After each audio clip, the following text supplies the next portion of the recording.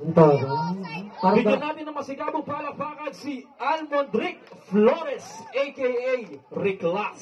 Parang galing pa ng SM to. Hello, mic. Check, mic, check. Check, mic, check. DJ, pwede mo ba palakas lang ito yung mic? Yung mic, check, mic, check. Magandang gabi nga po pala sa inyong lahat. Ako nga po pala sa Riclas. Nagmula pa po ako sa Muntinlupa. Ang kakantahin ko po para po sa mga lihim na bayani natin dito sa ating bayan. Mga bayaning hindi nagagawaran ng gantimpala o napapangaralan ng tama. Ito nga po palang kakantahin ko para po sa dalawang uri ng mga bayani natin. Mag-i-intro po ako about sa ating mga farmers at ang ating pong kakantahin para po sa mga mahal nating guro. Na dahilan kung bakit ako natutong sumulat ng kanta.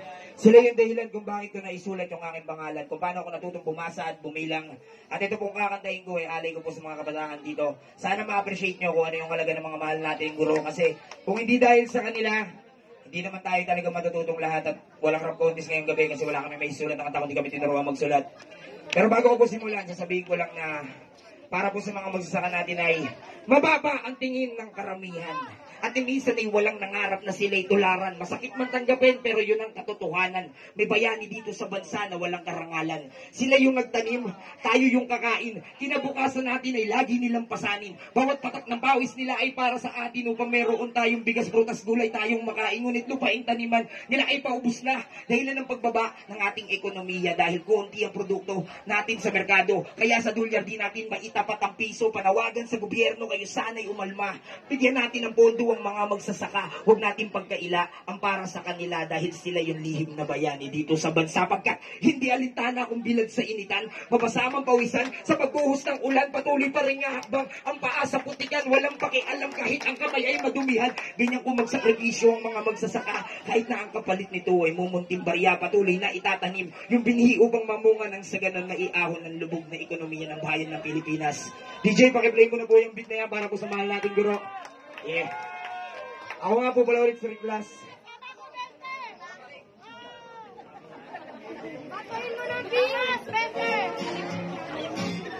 Yeah, DJ, patodo na lang po. Yeah. Mahal kong guro, salamat sa lahat ng itinuro mo. Isang mensahe na marahan at masusi kong sinulat. Awiting nilikha, handog ko at pasasalamat sa mga taong bumabay, umagapay, umalalay. Sa ikalawang tahanan, naging nanay ko at tatay. Sila rin ang tumayo kong kapatid, kaibigan. Kapag may nagawang mali, agad pagsasabihan na hindi yan tama. Huwag mo na yung uulitin. Pag inulit mo pa yan, ikaw ay aking papaluin. Sila rin ang nagturo sa akin na magandang asal. Bago kumain, matulog dapat munang magdasal. Sa kanila ako natutunan ng bumasa, bumilang, gumuhit at isulat ang magara kong pangalan. Imbis para sa pamilya, dinugol pa sa atin ang oras upang ang kamalayan ay palawakin. Maraming salamat po sa inyo, mahal ko guro, at sa mga magandang aral ninyong itinuro. Sila ang dapat natularan, sila ang dapat natin pasalamatan. Karapat dapat sila nagantimpalaan nang hindi kayang matumbasan ng kayamanan. Sila ang dahilan kung bakit ba ang utak ko ay lumawig. Salamat dahil ang dami kong natutunan. Dahil sa inyo naabot ko ang karangalan. Walang doktor, walang nurse. Kung walang guro, walang inginero at arkitek. Kung walang guro, walang security at pulis. Kung walang guro, walang abogado at judge. Kung wala yung nagtuturo, walang technician at call center. Kung walang guro, walang accountant at manager. Kung walang guro, walang seaman at piloto.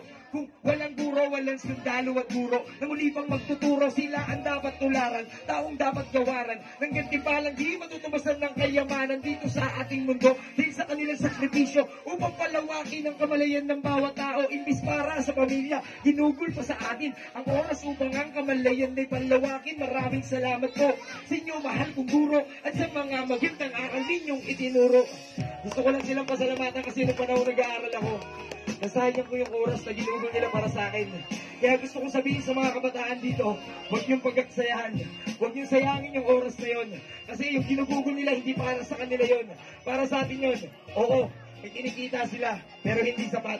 Para sa kanila, gusto ko rin sabihin na ang aking guro, ay puno ng pangangaral. Kung nakinig lamang ako, natapos ko yung pag-aaral. Dating hinintuan, dati kong tinalikuran. Kaya hanggang ngayon lubos kung pinagsisihan ng pangarap na hanggang ngayon hindi ko maabot. Maging tulad nilang matapang at hindi takot. Naharapin ang mga mitiin, mapagtagumpayan. Wala pa kundangang hinawi, pagsubok sa daan. Di nila hinintuan, profesional hinahangad. Mga pangarap na patuloy pa rin nilang tinutupad. Kung nagsumikap lang ako, isa na akong presidente. Isa na sana ako sa mga tulad ni Duterte. Alam ko na alam niyong malapit na ulit yung halalan. Pero may naiiwan na katanungan. Sino po ba yung magsasakripisyo muli para sa ating bayan? Mga mahal nating guro, sino yung magpapantay ng boto upang maging mapayapa lang yung halalan ng mga Pilipino? Pero sa kabila ng sakripisyo nila, may natatanggap silang pangungutya. Kesyo sila daw yung ugat kung bakit nagkaroon ng dayaan. Ang tanong, sino pang dinadaya rito sa mga sa ating bayan? Mahal natin magsasaka at guro. Kasi kung di dahil sa kanila, wala ring aangat at iaahon ng ating ekonomiya. Para sa mga kabataan dito, lagi niyong tatandaan, kayo yung pag-asa ng bayan. Kaya dapat yung mahalagahan ng edukasyon kasi yun yung yaman na hindi pwedeng manakaw ng kahit sino pa man. Kaya yung mahal nating guro, bigyan natin ng halaga yung sakripisyo nila. Kasi ang masasabi ko lang po, kung wala sila, walang rap contest ngayong gabi, walang rapper na haharap sa inyo, wala kaming maisusulat na kanta, at wala rin po mga bata na tuturuan sila. Kaya sa mga kabataan dito, pahalagahan nyo kasi, DJ, papatay lang po ng kamay. Kasi sa totoo lang, karamihan sa kabataan, hindi nabibigyan ng halaga yung sakripisyo nila. Mababa na nga yung sweldo, tibloba na lang natin hinihingi nila. Magkaroon sila ng estudyante na may magandang profesyon balang araw. Yun yung tunay na tagumpay ng mga guro natin. Kaya pahalagahan nyo. Maraming salamat po. Ako po si Rick Class, nagwala po sa Manila. Alright. Uli pa lang natin si